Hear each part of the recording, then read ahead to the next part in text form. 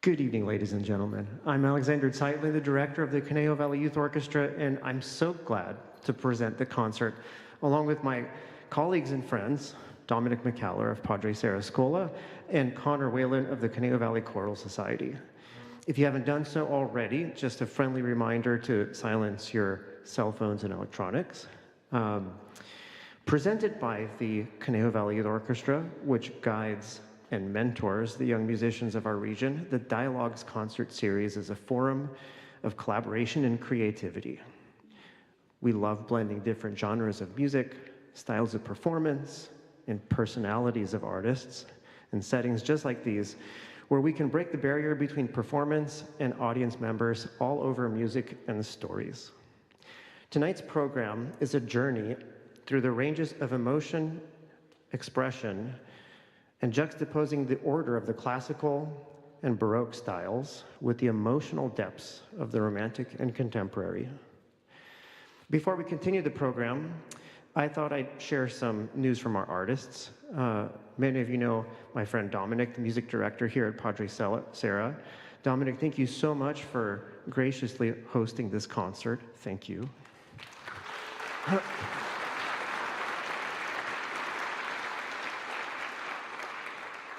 I think this began as a collaboration, I wonder how many years ago now. Is it 4 or 5 years ago? I think it was 5. And our very first chamber performance we actually played the opening 2 movements of the Bach A major that we played just now, so we thought it would be fitting to bring it back. Later in the program, Joshua, Sophia, and Ava will join me for the opening movement of Brahms's A major string quartet. Joshua is co-concert master of our Symphony Orchestra and a senior at Newbury High School. Sophia is a recent winner of the T.O. Phil Concerto competition and will be performing the Paganini Concerto in April. And Ava is a fellow at CVYO, the California Young Artists Symphony, and has recently released her debut album featuring Bach's Cello Suite in C. So a round of applause for those high-achieving kids.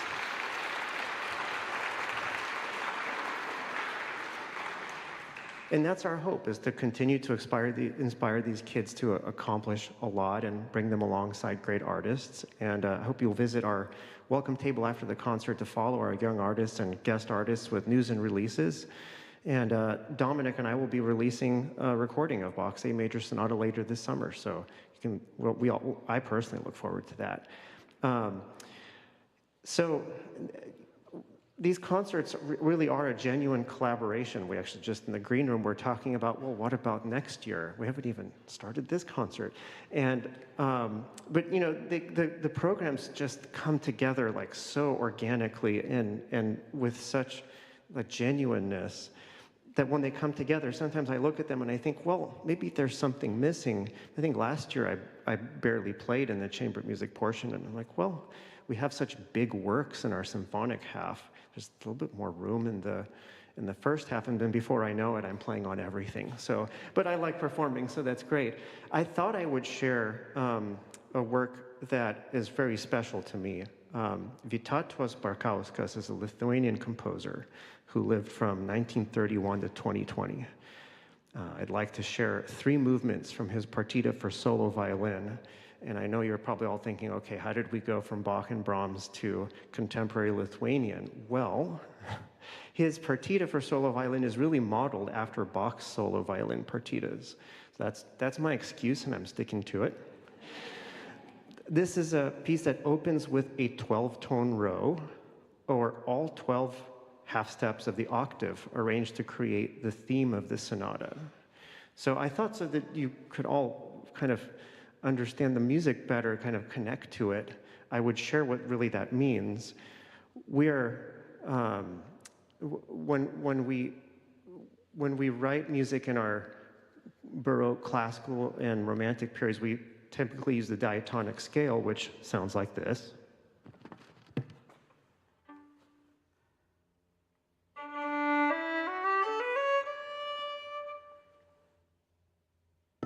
And it's a scale that we all recognize. But in 12-tone music, we take every half step and we become completely free between them.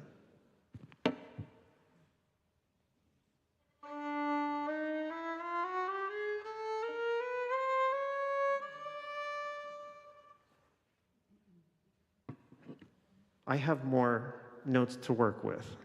But, I think that's how it's most often described. But if I could really describe what 12-tone music does, people tell you, like, if you have to have one less of your senses, the others get heightened. That's what it's like. And the melodic structure is still there in his music. All these movements are written in very common time signatures. The melody, almost if you replaced it with notes from the diatonic scale, would almost create something that Mozart would write. But the harmonic structure is just completely different. And so we've removed that, and it creates a totally different experience.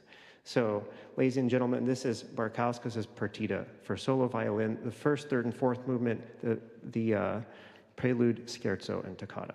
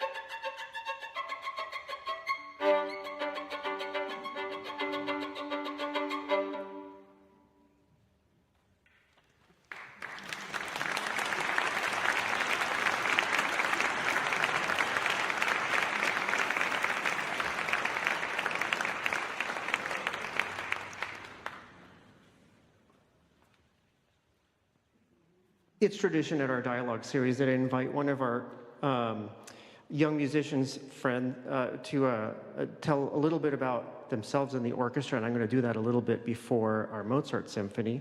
But I thought I'd ask my friend Dominic to return and just share a little bit tonight about the composer that most of the music in the program is brought to you by, Brahms. So, Dominic. Hey, everybody. Welcome. It's great to see so many here, and such a nice evening. Yes, so I got an email about 6 o'clock last night from my friend Alex saying, by the way, you're going to talk about Brahms. So, it was Friday night. It was last night. Yeah. Anyway, so I have Wikipedia here.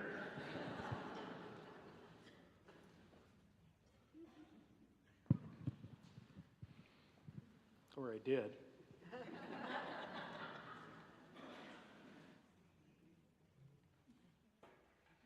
There we go.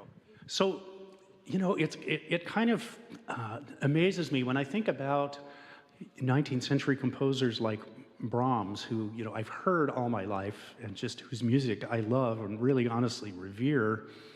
And then I look and I see that he died 1 year before my grandmother was born, and that kind of puts it in a context for me. It's a little closer than I thought. And not only that, but he was recent enough that there are actual photographs of him. He was an interesting-looking guy, kind of handsome, a little bit gruff. But in other words, he doesn't look exactly like the music that he creates, but who of us does? So he was German, and he was right in the middle of what we call the Romantic period. He was a little different than his contemporaries in a couple of ways. He absolutely bought into the wide emotional range of that period of time, but he also revered what came before. He felt that he stood on the shoulders of giants, none more than Bach, who we played tonight, and Beethoven. And some of his contemporaries agreed, and some did not. He wrote piano concertos, symphonies, a lot of chamber music, a quartet of which you're about to hear, and a number of choral songs, but his largest work, and arguably the most significant, is the German Requiem that you'll hear an excerpt from a little bit later tonight. So, let's enjoy the quartet.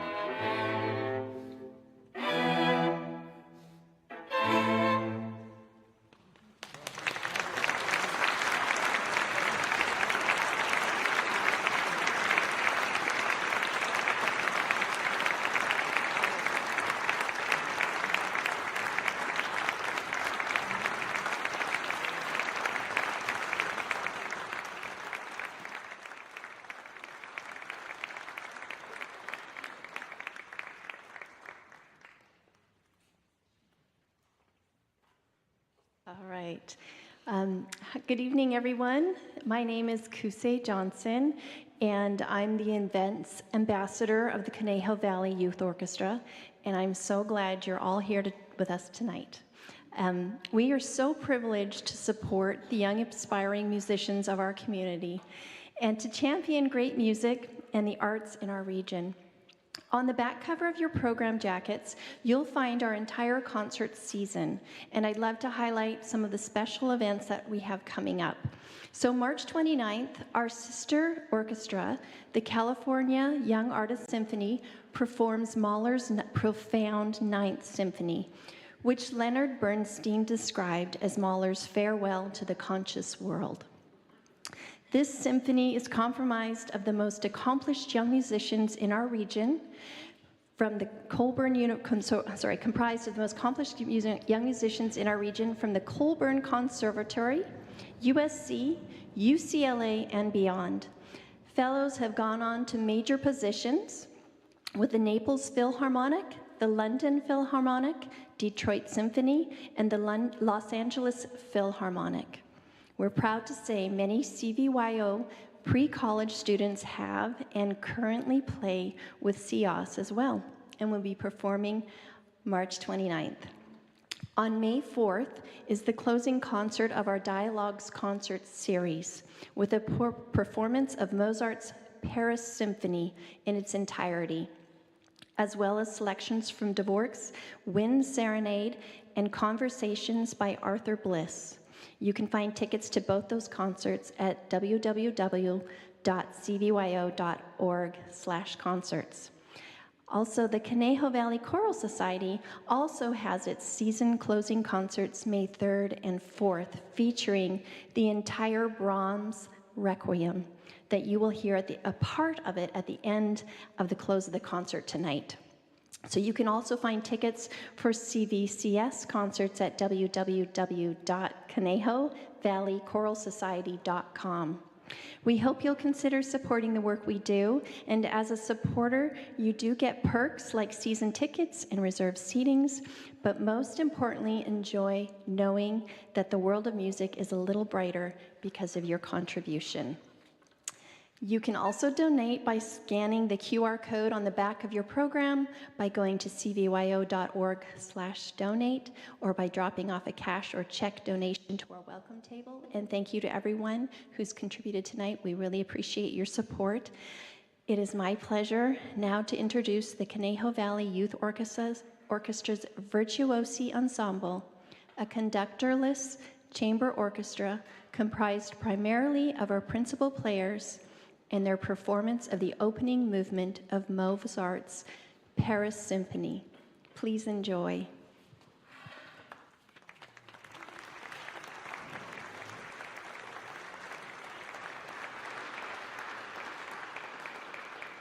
Well, we started this tradition a little while back, and I enjoyed it so much I decided I'm going to try to do it every Dialogues concert.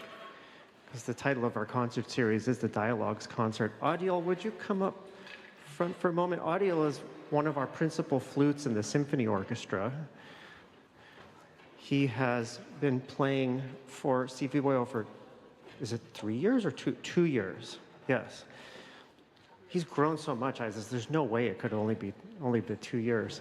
And so I'm going to let him introduce himself a little bit. And my first question for you, Adiel, as you introduce yourself, is also, how did you start in music? Like, what was the beginning of your journey? Hello, everyone. My name is Adiel Sanchez, and I've been playing flute for around 4 years. To answer your question, well, I actually started when I was 7, not on flute, though. My primary instrument was the violin. My mom just she wanted me to play an instrument, and she really liked violin. But I didn't get into it until 6th grade when I was in the school orchestra, which then transformed past COVID. I entered high school, and I started playing flute, and so that's how I got more into music, yeah.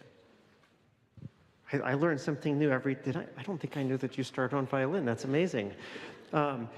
let's see. Now, Audiel, tell me, what are your plans for next year? What are you going to major in, and how did you come to this decision? So yes, I had the opportunity to audition for music schools, and I did get accepted into the Bob Cole Conservatory of Music at Cal State Long Beach, where I plan to major on music performance.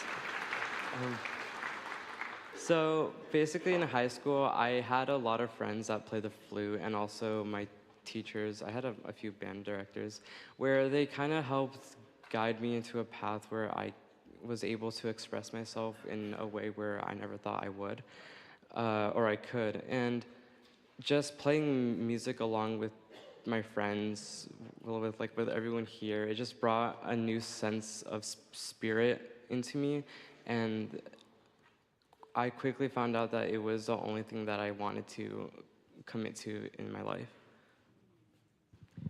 Awesome.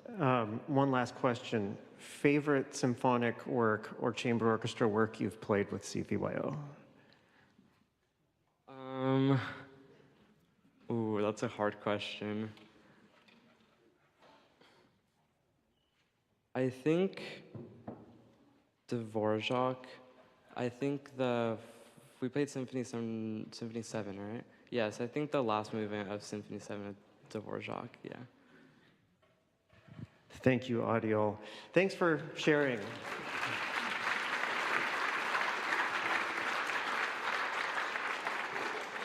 And now, the opening of Mozart's Paris Symphony.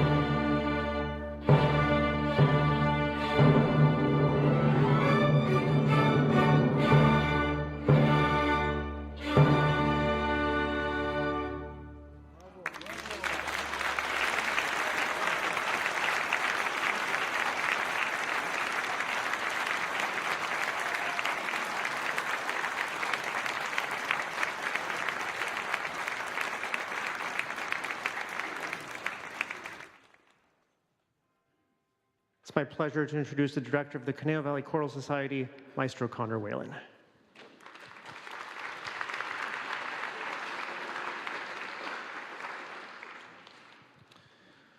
Good evening, everybody.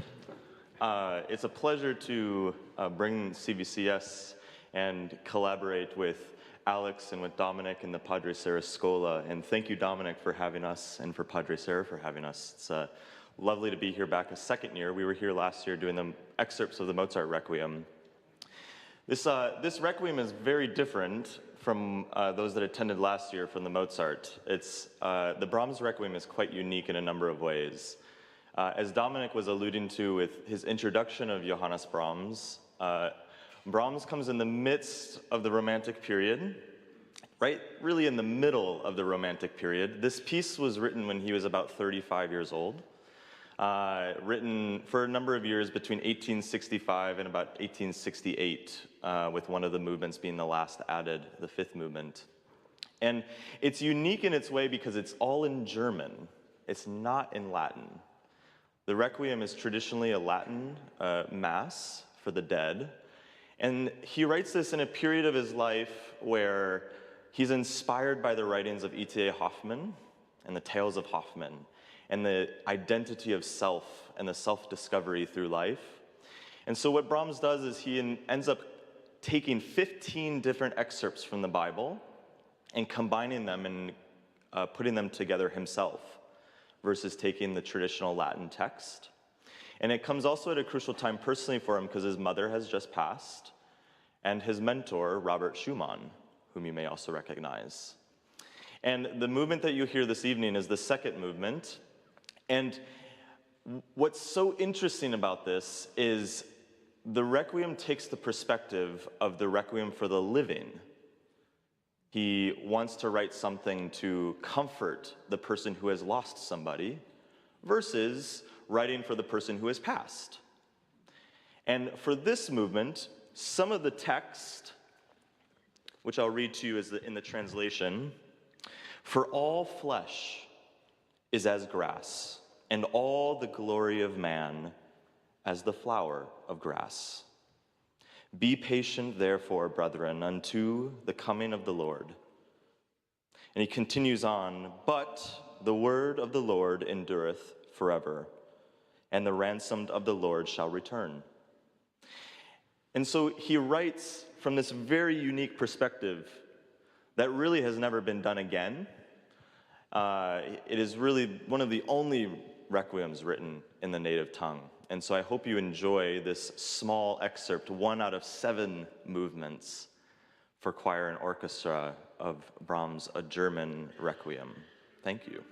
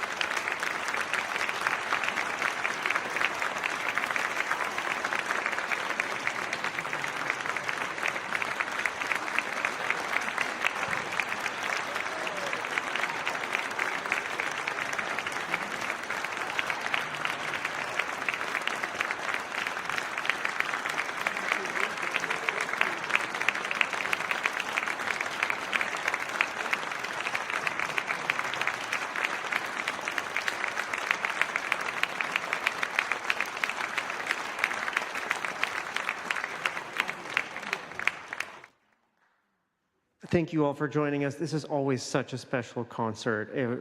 Last year was Mozart Requiem. This year, Brahms. I wonder what next year holds. Please stay in touch. If you're visiting here and you didn't register for make a reservation, you can still just make a reservation anyway. We'll have your email and we'll just send you our concerts coming up. Thank you so much. We'll see you next time.